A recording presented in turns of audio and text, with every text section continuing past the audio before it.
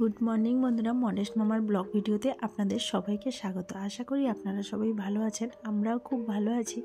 এখন আমরা চলে এসেছি আমাদের গ্রামের বাড়ি।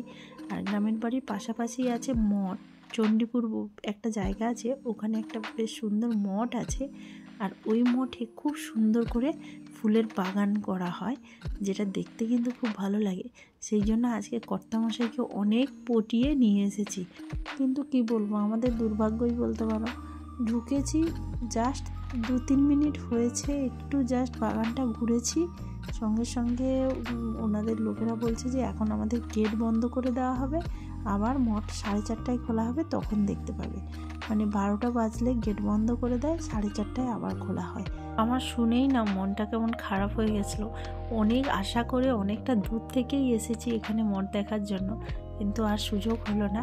তো যাই হোক, আপনারাও মনে রাখবেন 12টার সময় কিন্তু মঠ বন্ধ হয়ে যায়, আবার বিকেল 4:30টায় খোলে।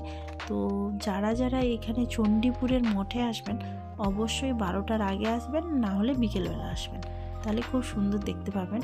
আর এখনও এখানে এই টাইমে ফুল রেডি হয়নি, সরস্বতী পুজোর আগে আগে সুন্দরভাবে বাগানটা সেজে উঠবে, তখনই আসলে খুব ভালো দেখতে পাবে।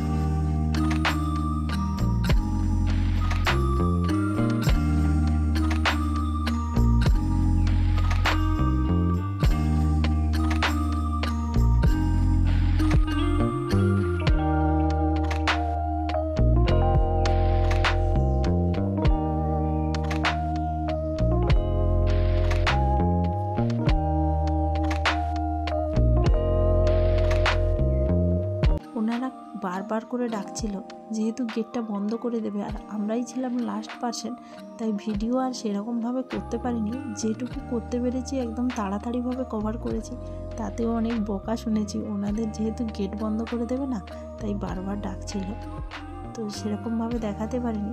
যাই হোক, গোলাপগুলো খুব সুন্দর। ওকে বন্ধুরা, টাটা, দেখা হচ্ছে নেক্সট ভিডিওতে। আমার ভিডিওটা কেমন লেগেছে অবশ্যই কমেন্ট করো, ভালো লাগলে অবশ্যই একটা লাইক করো, আর চ্যানেলটা সাবস্ক্রাইব করে পাশে দেখো।